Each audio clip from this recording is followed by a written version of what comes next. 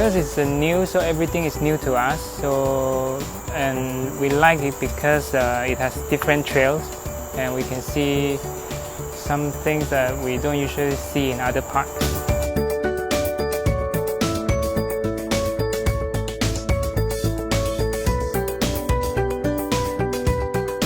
It's a lot more quieter. Yeah. More quaint.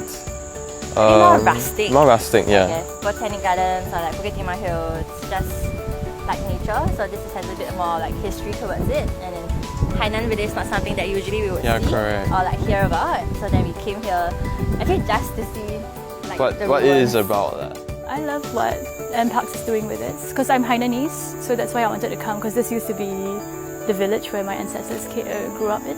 I think I like seeing the ruins, right, and just imagining what life was like before we became this concrete jungle.